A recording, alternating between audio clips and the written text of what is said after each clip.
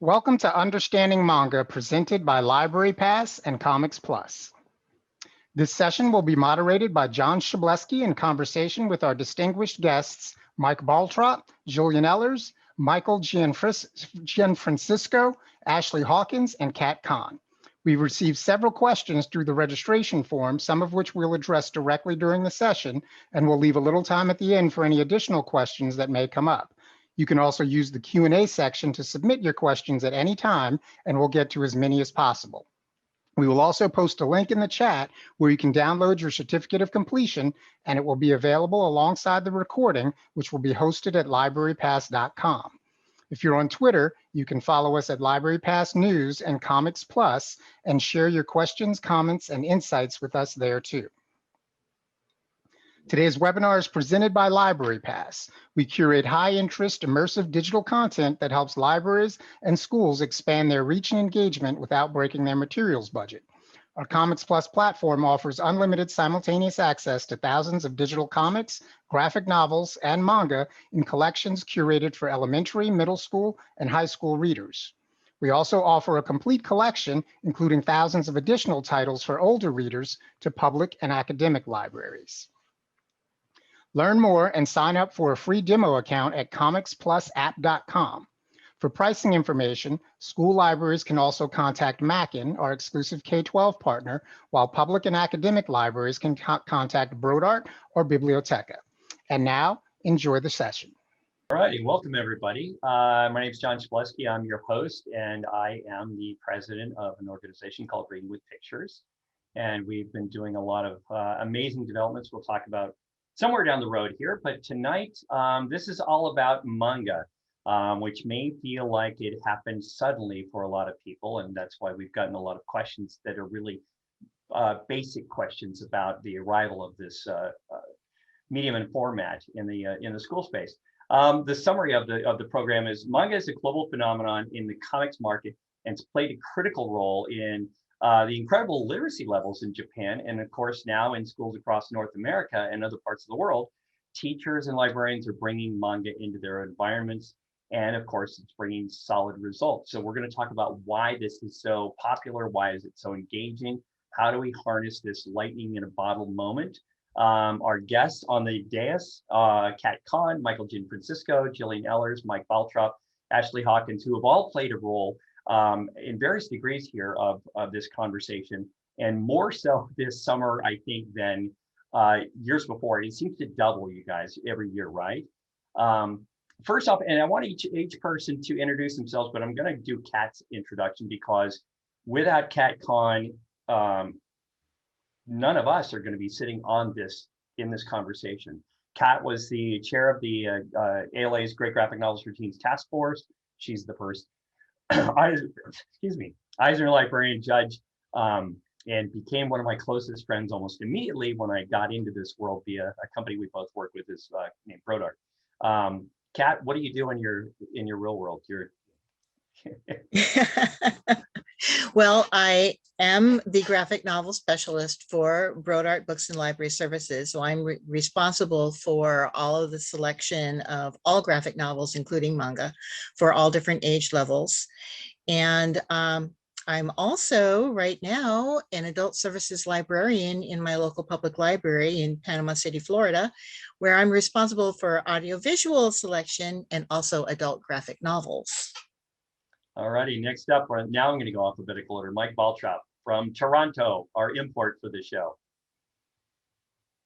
Hey, yeah, I'm a teacher in Toronto. I run the website Whatbindercom, where I have a lot of resources that I've created on how to use graphic novels and manga and actually make them part of the Common Core strands in the Ontario curriculum. So if you want to find some ways to get them right into the classroom right now, you can check out Whatbinder.com. And next up, Jillian. I'm Jillian Allers. I'm the school librarian at the Metropolitan Expeditionary Learning School, which is a public school grades 6 through 12 in Queens. I'm also the Japanese Culture and Manga CCD librarian, which is a special collections librarian for New York City, and the president of NISLA. Tell us, NISLA, there's people that, yes. NISLA is the New York City School Librarians Association. Thank you. Thank you. Michael Gianfrancesco, sir. My name is Michael Gianfrancesco. I'm a high school English teacher and sometimes adjunct professor of English in the Providence, Rhode Island area. I curate a classroom library, which I like to believe is the largest graphic novel classroom library in the world until someone tells me otherwise. That's the claim I'm going to make. I'm also a founding member of the LitX educational cohort, group of educators from around the country who teach with popular culture. And I travel around and do panels and workshops on how to teach with comics.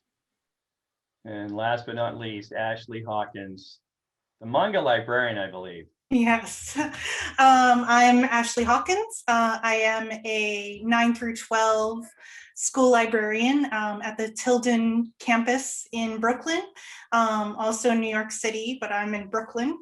And I run the blog and the YouTube channel Manga Librarian, which is targeted at helping particularly librarians develop collection development policies and procedures for putting manga into their libraries and learning more about what manga is.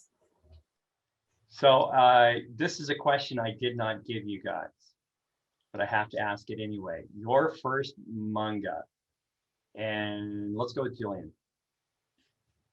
What was it that struck you? What was the first manga you remember, and what was the thing about it that attracted you?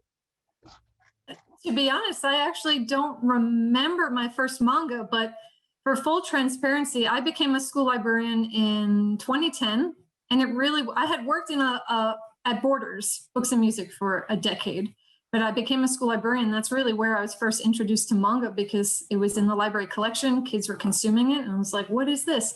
And the manga that I remember first, I think, is Fruits Basket, because I had one student.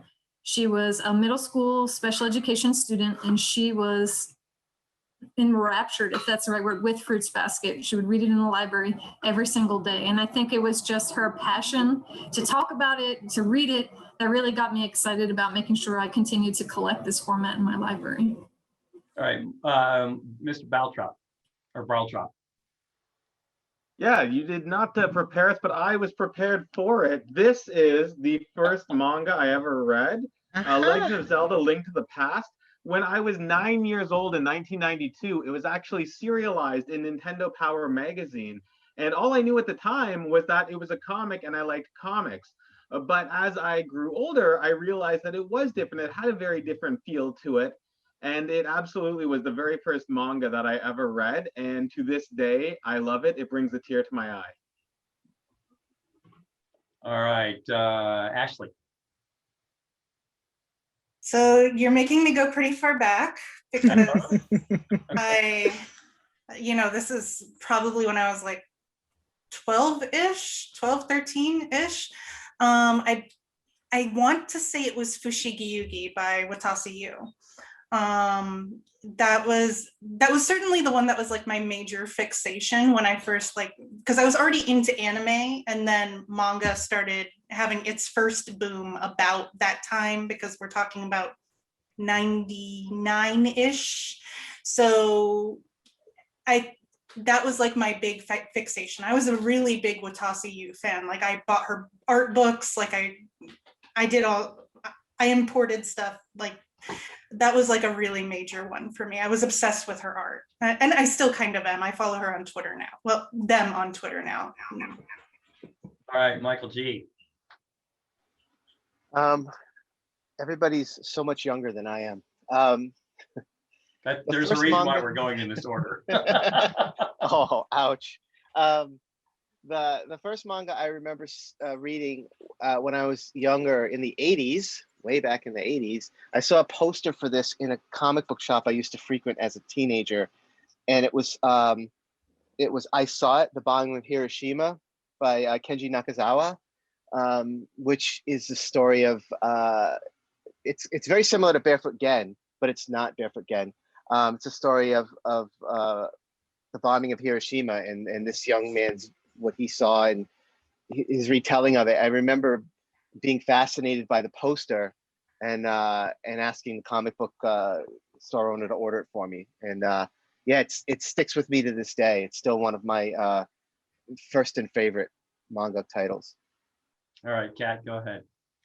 Okay. I actually got started watching anime in Japan in 1963 with Astro Boy, which was, of course, Atom Boy back then, and Princess Knight, and didn't start reading manga until they started bringing it into the United States in the 80s. So the first one that I actually bought and read, and I was already a librarian at the time, was Mai the Psychic Girl by, I think his name is, Kazuya Kudo. And that one, it was just seeing again, because I used to read I read my mother's Japanese magazines, and they would always have the 4-komi format comics scattered throughout these telephone book thick weekly magazines. And so I was already familiar with the art style. And when I saw Mai the Psychic Girl in the bookstore in Honolulu, I had to grab it. And from there, I just went and just kept going and reading and trying to get it into our libraries. The reason why I asked that question of all of you guys is because you have a foundation to build from in this conversation now that this has become so much more popular with readers. And I think we haven't even begun to scratch the surface of what this is going to become. But that helps informs the types of books that you have all selected for the environments that you're in. For a new librarian and teacher, do each of you have a book that you recommend they read first? Like Kat, actually, my first book was Barefoot Gen, followed by Usagi Yojimbo, thank you to Kat Khan, because I needed to have some sense of where this is coming from. And then suddenly I was seeing the spectrum of material coming in. So I know that this can be overwhelming for these people who are just now embracing this, people who are, in the audience right now. Ashley, since you've got the website, what do you recommend? What is the starting point? And please don't say Watchmen. No, actually, Julian already said my usual go-to first buy manga, and actually the first manga that I bought when I came into my library and we had 0 books, and that's Fruits Basket. That was the first one I put on the list. That was my insta buy. It's 100% the manga that is going to get everyone. My video cut out for some reason. But why? What's the audience for that book, and why do you feel specifically that that's a great entry point? So the audience, technically it's a shoujo manga, which means its demographic that it was targeted towards was girls. Fruits Basket. It's girls ages 12 to 18, but it actually has a pretty wide appeal. For me, it is circulated pretty well among all of my students. It's also a story that has a lot of depth and a lot of emotional relevance. It's about found families. It's about the importance of moving past trauma. It's actually a very deep story, and it's something that's great for a lot of readers of manga are going to come to you already knowing the big 3 Shonen Jump titles. And it's a great way to start moving them past, because my big goal is always to move them past the big 3s and start seeing what else manga has to offer, because, that's just my goal. So Michael G, you've been using some different types of manga in your environment. Now, you're a high school educator. Ashley, you work with middle schools, or are you also high school as well? I'm also high school. Okay. Michael G?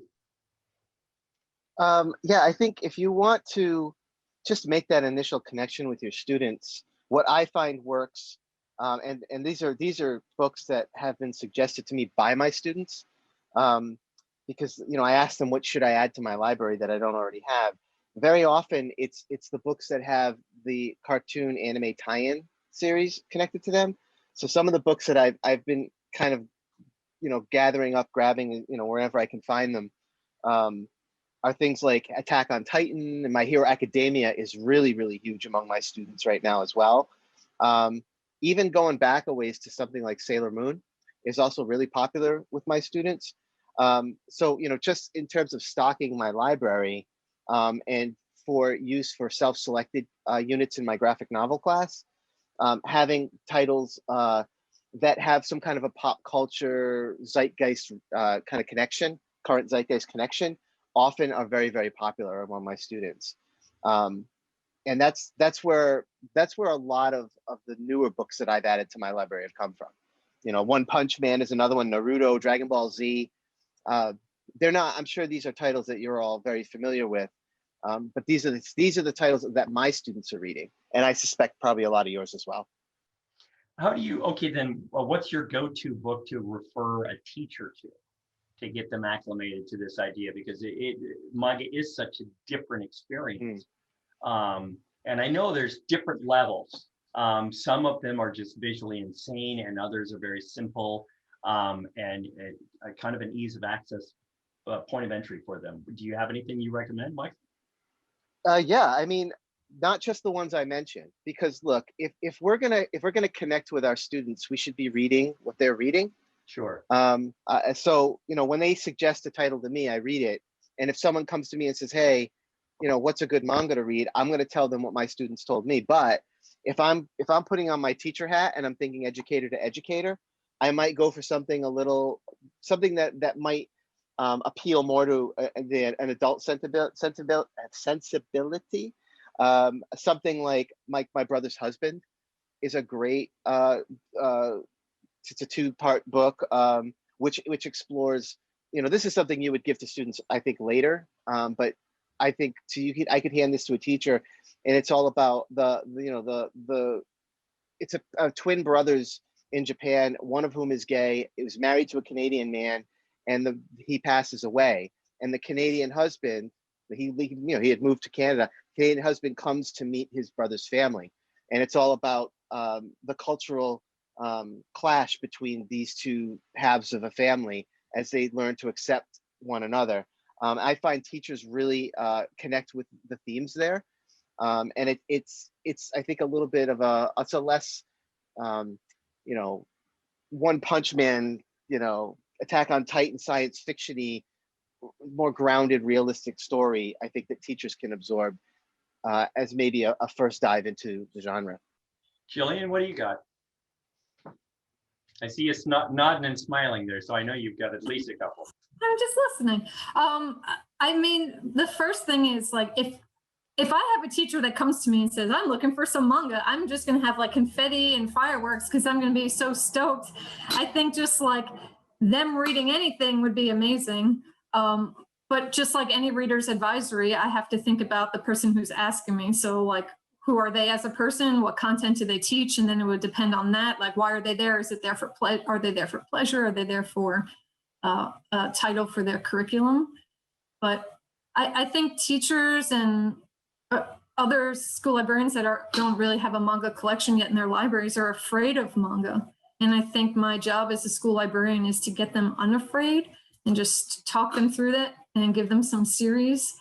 I mean, what would I recommend? It depends on what they're looking for. We're probably going to talk about this a little later, but there's something for everyone in manga. There's like endless genres, categories, subcategories. So it could be a PE teacher, you can give them a sports title, or it's a science teacher, you can give them Cells at Work, or it's the guidance counselor, you can give them one of the titles that are dealing with social emotional issues of the main characters. So I think it really just depends on the situation. Well, before I drop the next title, name, series in here, I got to have, what is the term? I've worked with Eric Coe, Manga Classics, and Mike, both Mikes have worked with, and Kat too as well. To me, that's one of those, and Mike B. I'll let you pick up on that. How is that an effective tool, you think? There, look at this. All right, hold it up a little higher. And that's, yeah, Anne and Green Gables. How do you feel, Mike, about handing that? Does that make sense then when you're talking to an educator you work with, that they go, oh, here's something I recognize that'll help me assimilate? Does that make sense? So when you were talking about what do I recommend, I was going to start off by saying I would recommend Dragon Ball, because that's what students still read to this day. And what I read when I was younger, it just lasts. So if you have not read any manga, that's what I would say teachers should pick up. But in the chat, people are talking about what else can we do? So I think Anne of Green Gables is great. Why do I have this one out of the 20 some odd that they have? Because I love Anne Shirley. Anne is great. I went to Prince Edward Island specifically so I could experience that as best I could. I grew up not far from where Lucy Maud Montgomery was born, took a trip out there, but the manga version of it is beautiful. So if you there we go. Hold on. There's get focused. All right, so we've got this great art style. It's definitely a manga, but it is an actual text that most teachers are aware of. Now, why I think this is great is because you can use the manga version of this text alongside the non-manga, the standard novel version, and they are companion pieces. So all of the themes are still there. A student who can't sit down and read a full novel can still read this version with their class and still use all of the curriculum standards, because they're still having that rich discussion. And that's something that manga is offering, because manga exists on a lot of tropes. Unlike North American comics, manga has very specific styles. If you see a character, you probably know if they're a good guy or a bad guy by their design. You can see emotions visually represented, which I cannot stress enough how important that is for a lot of our students. A lot of people have a hard time decoding emotions, but when there are literal images saying, boom, this is what that emotion is, they learn that visual language and it helps them appreciate it. So that's where I would say teachers should start. But also, if you're looking for full academics, you don't believe that the manga version is up your alley, Manga Classics also does some Shakespeare books, which is the full text. And this is what I've been using with a number of my students. Why? Because Shakespearean language is very tricky, but when you combine Shakespearean language with visuals that help students decode that, all of a sudden it becomes approachable. So yeah, these Manga Classics texts, using them in the classroom are fantastic. And if you want a good jumping on point, this is them.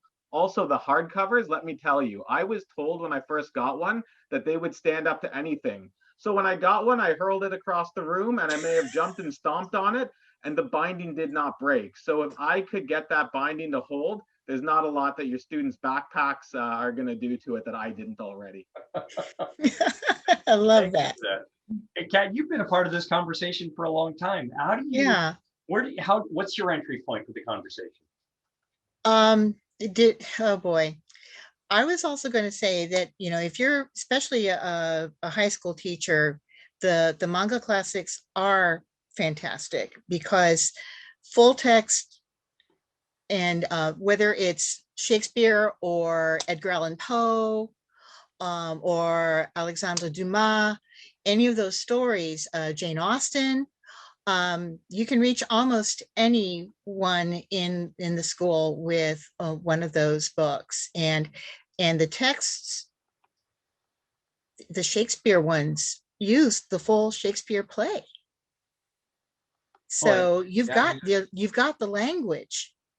And just like Mike said, with the visual aspect of the art, so that you can see how the characters are behaving, how they're reacting, it's all there. It's almost as good as being in a live play when you read a manga, one of the Shakespeare Manga Classics.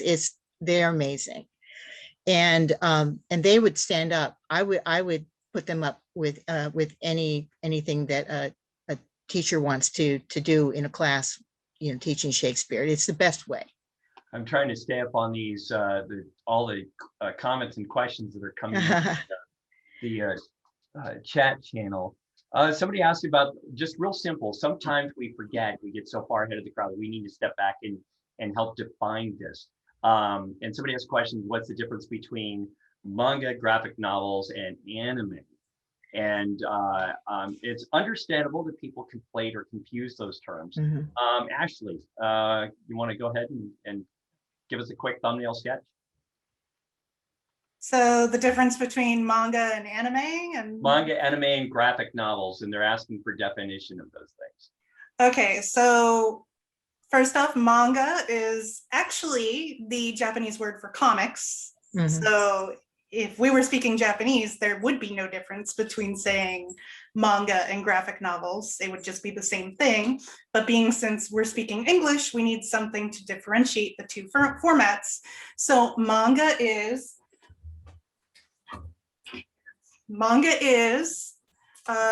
comics that were originally published in Japan that are usually printed in the original right to left format, and need to be read in that order. Although some publishers, Dark Horse occasionally flips and prints things in left to right format, so it doesn't necessarily need to be flipped. So manga will typically look like this, although it's not always as beautiful and hardcover and durable as this particular edition. And so it's the print format. Anime is animation. That's what it means. It means animation. It's actually the same thing. In Japan, anime just means animation. So anime is just going to be the stuff that goes on your TV and moves and has talking. So that's what makes them separate. And graphic novels is things that are not published in Japan, or you may even say Asia, because we have words for Korean comics, which are manhwa. Graphic novels are things that are published everywhere, but so Western it's style books. Yeah, so Western style books. So those are basically the delineations. Mike Barltrop, you grabbed something from your shelf behind you. I did. I grabbed Gone. I figured this is also something worth talking about. Gone is a very manga style book from back in the day. But what I really like about it is that it has no words in it. It's all pictures. And it is something that really brings it to life in the classroom. So just like how Kat said, the manga classic version of Shakespeare was like being at the play, because it combines this visual experience with a text that you're just not going to get from reading. You're not going to get it from reading words on a page. You're not going to get the same experience from even watching the movie, because manga allows us to approach things in a different way. And that's why I love Gone, because it's this very rich story of a cute little dinosaur, but there are no words. So students have to use all of their literacy skills. They have to infer, they have to predict. And so just by using that, a book with no words, we are getting some of the richest pieces of our students to come to the forefront. And I really just love what this format can do for students because of that. There was an earlier question about where to start for elementary and middle school collections. Who wants to take a shot at that? Kat, do you want to talk to that? Yeah, that is still kind of hard, because are some in my school, when I was a school librarian, I had things like Cheese Sweet Home, which is about a cat being adopted into a human family, but it's told more from the viewpoint of the cat. And Cheese Sweet Adventures, that continues the story. They really love things like Kingdom Hearts, which was a manga series that's, of course, a lot of the kids probably play the games, like my grandsons do. Pokemon. But for middle school, I really love things like, and I don't know how available they are anymore, Azumanga Daioh was one of my absolute favorites. It's set in a Japanese high school, and if you want to know what it is like to be in high school in Japan, Azumanga Daioh does it. Azuma also did one that I also have in the elementary school collection, which was Yotsubato. And that actually, a new volume is coming out later this fall. So I'm really excited that it's continuing. And it's, again, a story of a young adopted girl with her single dad, and their neighborhood, and just the relationships of all the different people, and just everyday kinds of things going on at school, in the neighborhood, going to visit a farm, going to the bakery, just everyday things told from, this viewpoint of this wide-eyed little girl who is just experiencing all this stuff for the first time. Okay, Azumanga Daioh's A. No, go ahead and type it into the, type it in. Okay. That'll be easier. Oh, yeah, someone just did. Someone just did. Ashley Right. got it. Thank you. Yeah. And there's a question from Erlene Harris. Hi, Erlene. Thank you. How would Gon, and I'm going to add to this, how would Gon or any wordless manga or graphic novel work for a student on the spectrum? Does anybody have on the panel any experience with that? I do have experience with that. I've used it. I've used wordless graphic novels to teach ASD students in my spec ed department. I've thought that they have been really fantastic because they allow students to put in their own meaning and their own narrative on top of it. It really lets you get into what the student is thinking. It lets you help see how they're inferring and all the metacognitive pieces that really work. Because there are so many visual cues, like I said, there's that visual language that students are able to pick up on that is sometimes lost when it comes to spoken word. I found that it's fantastic. There's also a non-manga wordless text called Blood Song. I believe that's what it's called. And that has also worked really well. So these wordless mangas can be very fantastic pieces to get at a number of our students because they're able to approach it at their own level and at their own pace and create their own meaning or co-construct it with the educators. Ashley, you want to add to that? Yeah, because I am actually on the spectrum. So I find that manga has a certain power, and manga without words, or books without words, they have a certain ability to let you make your own connections. And one of the things that's really so great about manga in particular is just the clarity of facial expression. You always know what a manga character is feeling because the expressions are so clear. And I think that's why so many people who are on the spectrum, we find ourselves really drawn to manga and anime because we know what manga and anime characters are thinking in a clarity that we don't always get with real people. It's just it's almost refreshing because you get to learn the language, and the language is so clear. There's certain demarcations that tell you when a character is stressed, when a character is angry, when a character is sad, when a character is in love. All of these things are super clear to you, and that allows you to really emotionally invest on a whole other level. Hey, Jillian, and to kind of segue off of that a little bit, do you find yourself in these moments where you can always answer yes to any one of the questions? Like, does this book work for gifted kids? Does it work for challenged readers? Does it work for, Jillian, what's your take on it? I hate to say this, but the train just passed outside my window. I live right next door to 4 lanes of the Long Island Railroad. Can you just repeat that question again, John? Oh, that's all right. It's, you get these questions from people like, how does this book work for readers of this skill level? Or does it work for the challenged reader? Does it work for, and it's kind of hard not to say yes to all those things, right?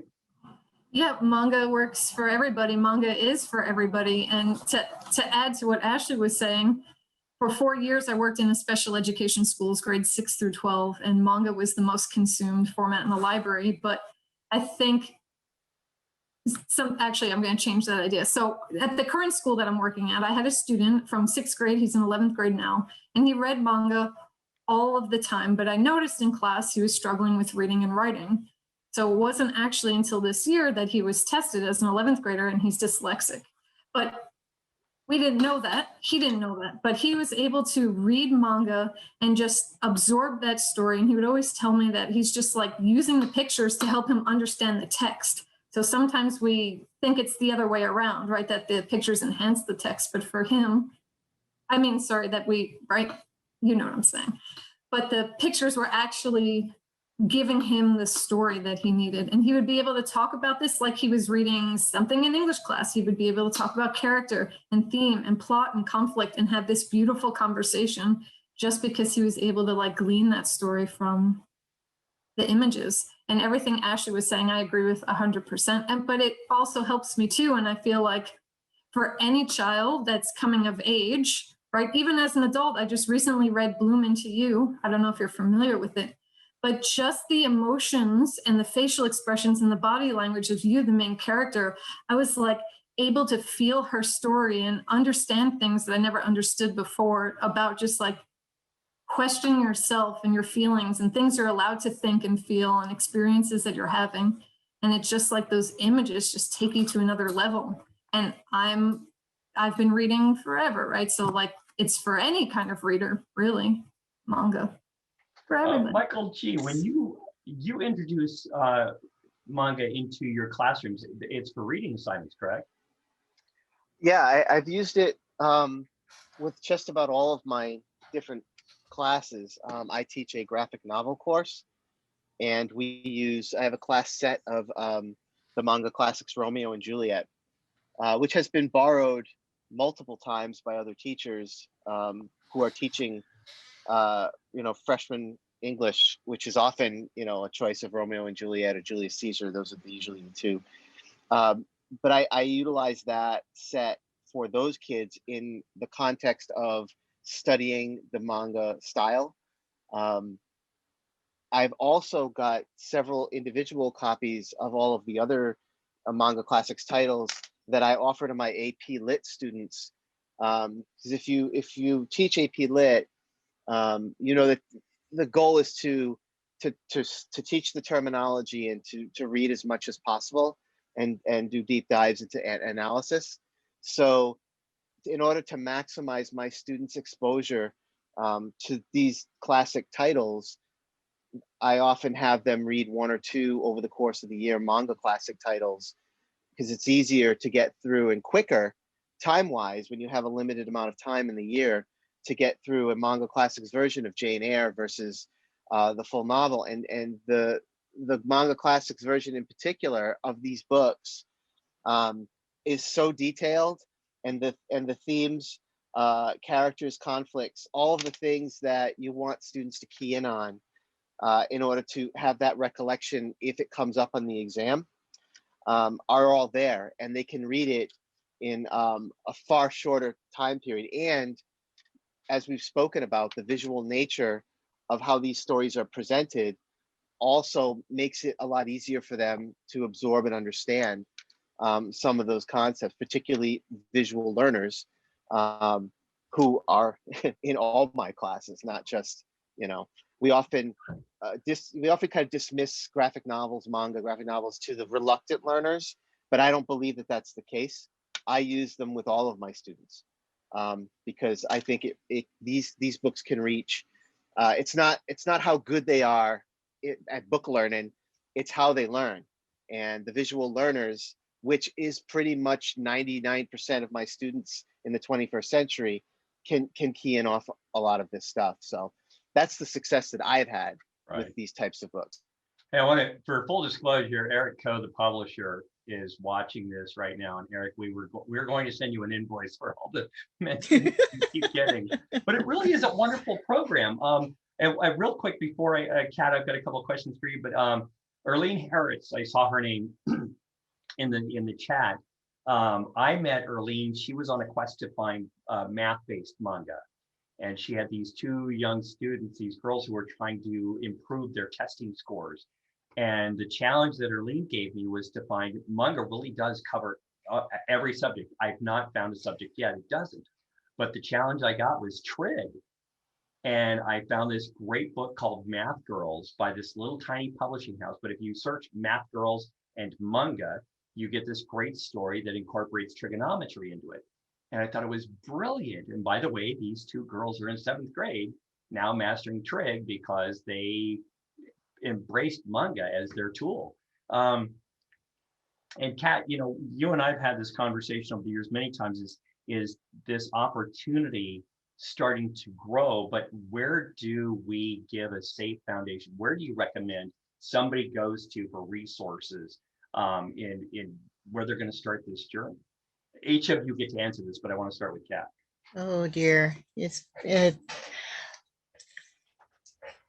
really, for me, it's a little bit hard to answer that question. Someone did, I think someone in the chat mentioned one of the guides to manga, which does help. Oh yeah, I saw that name earlier.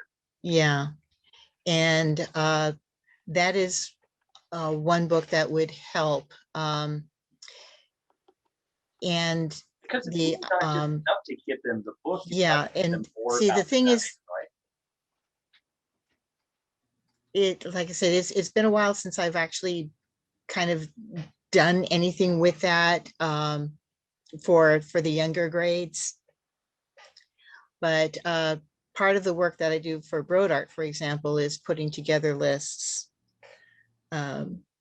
for librarians mostly.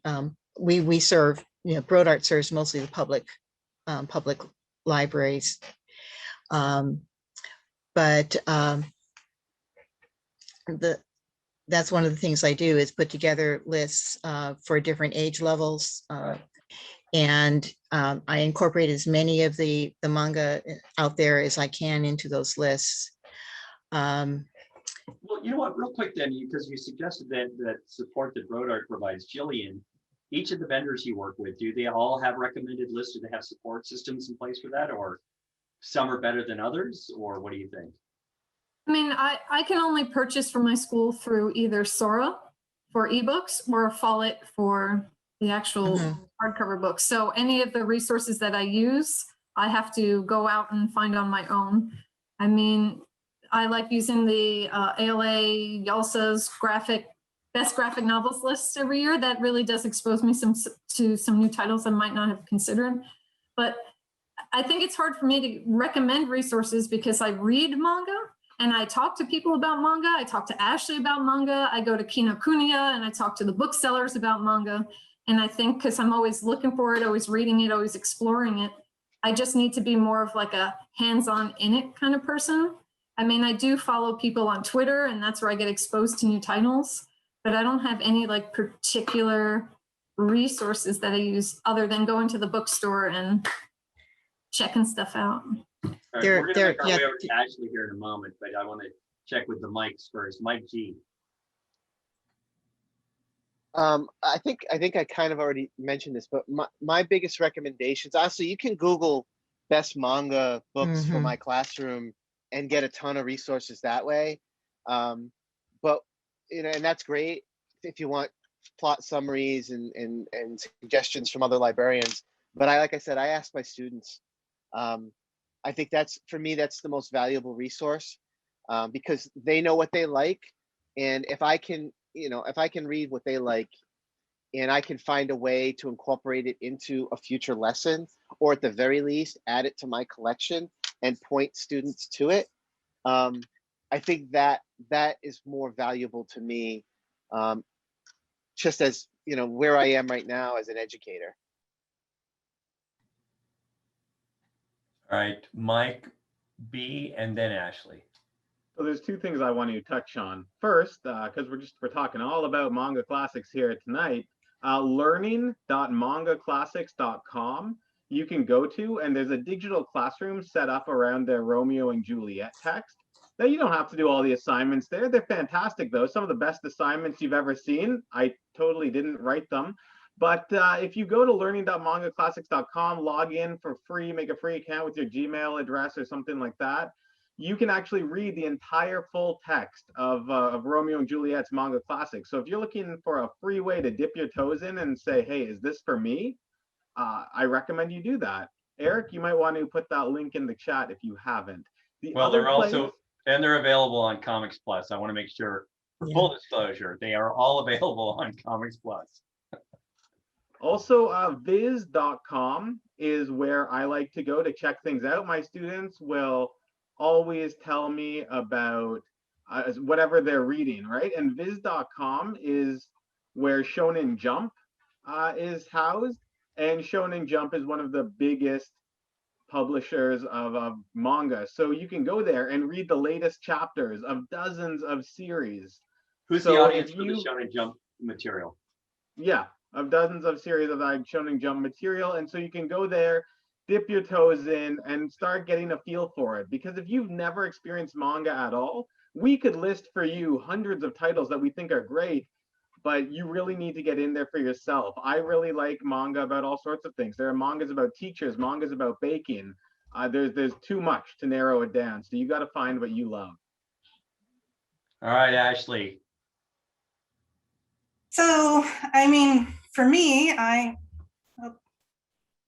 know why it keeps It's okay, doing that. you're still there, you're good. So for me, I am a fairly prolific reader of manga. I'm going to be straight up honest with you. I read a lot. And so I keep up a lot with what the publishers are putting out. Last week, Seven Seas had a licensing event where they listed off 35 titles that they're licensing as of the final quarter of this year. And you'd better believe I had my alarm on for all of those. I needed to know what cat manga is getting licensed. So that was really important to me. But also, like, there are things that I actually know are being published in Japan. I keep a track of like certain trends. They're just, I stalk the publishers like crazy.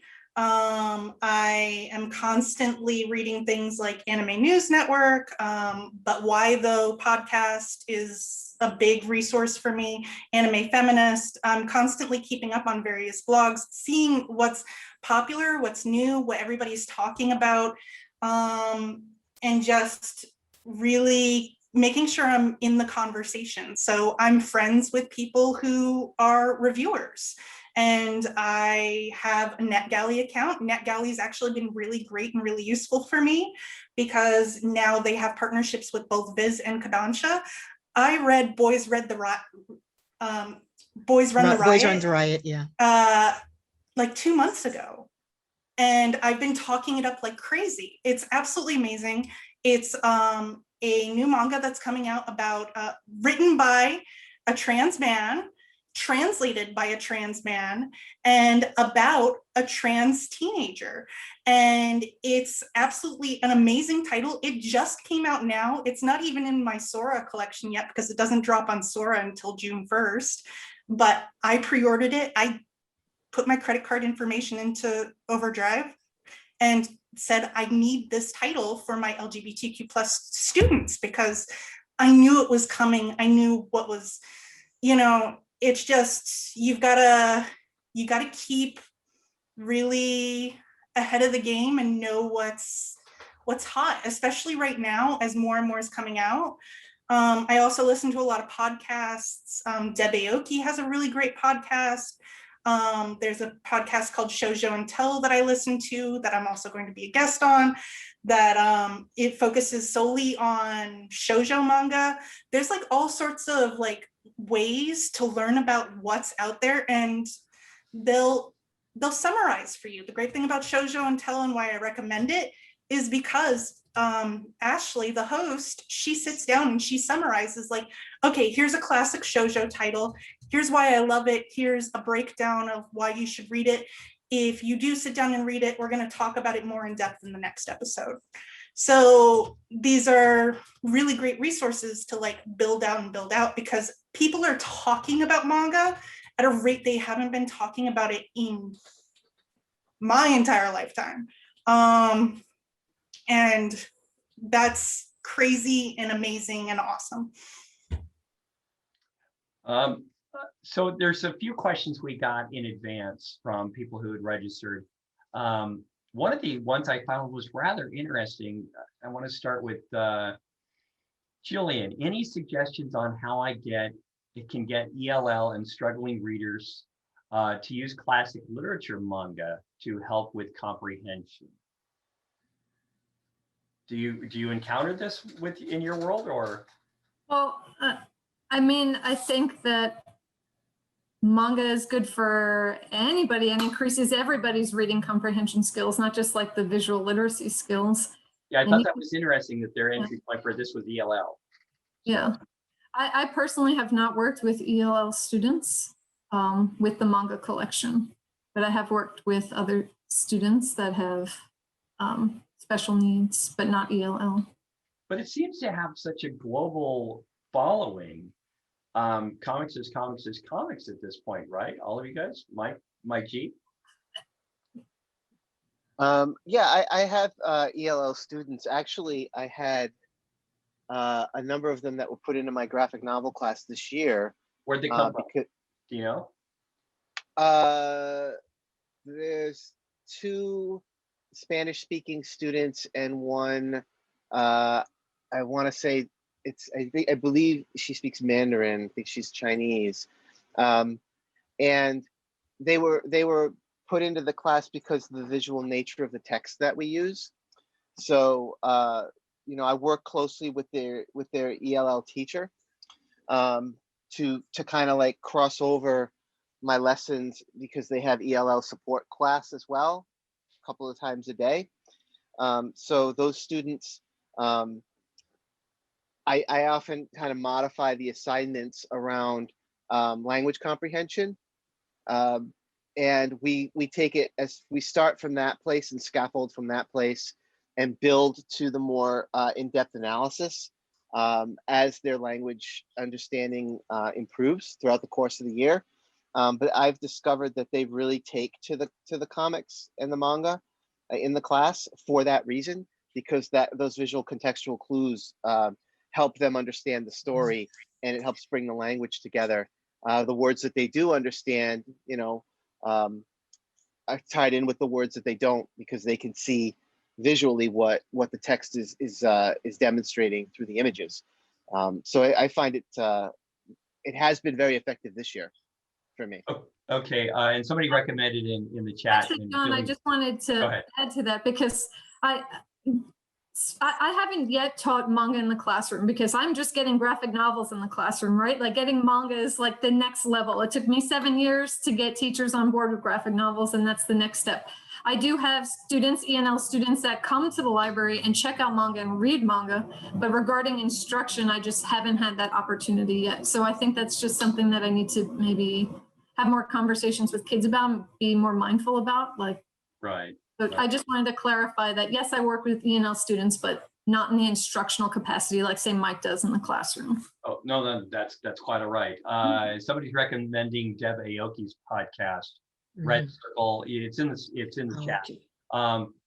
You guys, we're almost done. We've got like 6 minutes left. So I got Before one last. we move on, I just want to talk to how to use these things in the classroom, because I have a full package of how to bring in literature circles into the classroom. Hold on, and that's Mike. where not every student is reading the same text, and it's a great way to bring in manga into your classroom, so you can use that with your students. All right, hold on, because after this last question, everybody gets 30 seconds of shameless self-promotion. So I'm gonna let you hit on that again. Kat, did you have anything real quick? I was just going to say, just anecdotally, even way back like 20 years ago, I had students coming into my public library. They were immigrants from Indonesia, and they told me they loved the manga because they could actually understand more of what was being said in the story because of the art and everything working for them. And it struck me back then that was a really cool thing for them to say, and to encourage me to keep getting more manga into the library. You know, this is another case of history repeating itself, because 100 years ago, you had Hearst and Pulitzer publishing the Sunday funnies that were 3 times thicker than the rest of the newspaper, Yeah. they understood that the new immigrants coming into the country were assimilating using comics. And now we've got this new generation who are doing the same. Mhm. All right, so the one last question, then we go to the shameless self-promotion. Do you think the different reading direction is a handicap to reach older audiences? Who wants to take a first swing at that one? Is that a handicap to older audiences? I'm inferring here people older than 20. It seems to be, that's the kind of problem I encountered with parents of the kids who were reading the manga. They couldn't understand why it was left to, right to left.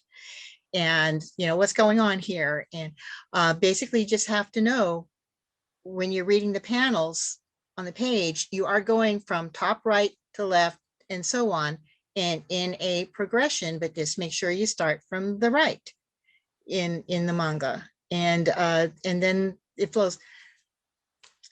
To me, it was natural right from the beginning. My mother's Japanese, so I was raised with that kind of stuff. Right. Mike B. Yeah, I mean, graphic novels can be very tricky to read, be they manga or North American. Mhm. Knowing what panel to go to and how to read bubbles within panels, I'm not going to lie, there are still some times where I get confused and have to go back and reread. And this is especially troubling with some 2-page spreads. So it's important that we explicitly teach people how to read comics. When teachers just give a comic and say, oh, it's like Archie, you read it when you were young, you know it, we can't assume that. That's not all right. We need to actually explain it. Now, why I think manga works really well is because most mangas, when you open them from left to right, you'll get that page that says, whoa, what are you doing? This is how you read it. And it actually has that infographic that teaches you how to read it panel by panel and bubble by bubble right in it. And I think that's brilliant. So I think by using manga, it actually makes things easier because of that page. Jillian. What was the question again? I'm sorry, I was popping a lot of stuff in the chat. Yeah, thank you for that, by the way. Do you think the different reading direction is a handicap to reach older audiences? Oh, no, not at all. If anything, it's making us all stronger readers. I mean, I grew up reading like the little comic strips in the newspaper and then moved to like Babysitter's Club and then moved to some like Anne Rice. And then, as I got older, I moved to manga, and I'm only getting to be a stronger and stronger reader as I get older. So practice makes perfect. Oh, thank you. I'm sorry, Julie. I mean, yeah, Michael. I think I think like Mike said, if you do the instruction portion at the beginning, which you have to do regardless of the type of graphic literature you're reading, I feel like my students and most people that I give manga to, with the exception of a handful, once they get the flow going, like Kat said, once you start moving through the book and you get used to following from right to left, it becomes less and less of, kind of a sticking point. I don't know that there's like a magic pill to make it easy. I think it's just a matter of reading more manga, and the more you read, the easier it becomes to move through it. Ashley. I will say this with my public library kids, they like the fact that their parents didn't understand how to read the manga because they had one over them. Right. Yeah, remove the mystique, right? When we, well, really, if we know how to do it, they lose something that they had that was special to them. Yeah. But you've got something that's awesome that engages the kids. Do you want to spend too much energy trying to convince one adult versus winning 30 kids, right? What's the better deal? You can save the new generation that's coming up. Okay, 30 seconds of shameless self-promotion. Going to start with Ashley Hawkins. Okay, so as I mentioned before, I run a blog and a YouTube channel. It's called Manga Librarian. The easiest way to find it is to go to mangalibrarian.com. It's more my public service to everyone because I have no designs of ever being a YouTuber ever in my life. It's just for librarians. And that is really all I have to promote. You can find me on Twitter and watch me yell about all of this stuff all the time. And that's also at Manga Librarian. So yeah, that's it. All right, Jillian, since you're running chat, go ahead. You get a chance to say something now. Thank you for filling that in. I appreciate it. Yeah, I popped some things in the chat a little earlier on. Currently, Ashley and I and some other professionals across the country are running a series of webinars. They're called Manga in Libraries. We have 4 scheduled. We just had one last week called Why Manga. The link is there if you want to check it out.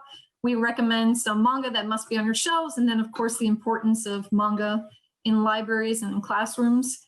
We have one coming up in June. It's about the representation of girls and women in manga. So we'll touch on some topics that I think are important to understand when building a collection and getting manga in kids' hands. So all that information is in the chat, the videos, and the registration link. All right, Mike B, you're next. So I run the website whatbinder.com, WHATBINDER.com. It's got a lot of resources there for educators of all types. Recently, I've learned about the world of YouTube and have figured out how to use my camera and decorated part of my basement for this backdrop just like this. I've got my students making YouTube videos and book talks, so I've started doing that. In the chat, there is a link to a YouTube video that is a breakdown of Scarlet Letter, which is, I think, a good Manga Classics title. If you want to help me out, you could like and subscribe. Apparently, I need 60 more subscribers before I can get a real YouTube name for my site. So help me out, whatbinder.com. All right, Michael G. First, I want to correct something I said earlier. I conflated a couple of students. All of my ESL kids this year are Spanish speaking. I was thinking of a student I had in the past that was Chinese. So I want to make sure I clarify that. Second, I don't have a YouTube channel, but I will be launching one this year. The LitX cohort will be launching our YouTube channel next month. We will be running a series of panels and workshops via YouTube that are going to be made available throughout June, July, and August for teachers. So follow me on Twitter. My Twitter is right in my name here under my picture, @tryingteacher. I'll throw it up in the chat. And we are putting on 2 panels, LitX, 2 panels for San Diego Comic-Con at Home this year that will be dropping in June, and we've got 3 dropping for Metaverse for New York Comic-Con's Metaverse. So if you follow me, you'll get links to all of that stuff when those things happen if you're interested. All right, Kat, you're next up. Well, I work with John at Reading with Pictures, so we're putting together some pretty cool stuff over there that we'll be talking about later, I think, right, John? Yes, we will. Yes, we will. And I actually get to exit on an amazing moment for me. I'm actually, I can actually tell you guys, I'm editing a graphic novel on the Holocaust. It's called Stories of Survival. And I'll punch the link in, but the graphic novel is going to be due out next April. And it is an awesome responsibility to do it right. So thank you, you guys. Really appreciate this. We could have gone for another 5 hours. In fact, Jillian and Ashley go another 5 hours every week on this stuff. So be sure to hit all those links that you see in the chat here. Of course, all this is going to be available back on the webpage at librarypass.com. And if you don't have it yet, get Comics Plus, because that's where you're going to get Manga Classics. Again, thank you guys, everybody. We're going to turn it back over to our producer, Mr. Gila Charles. Thank you, Guy.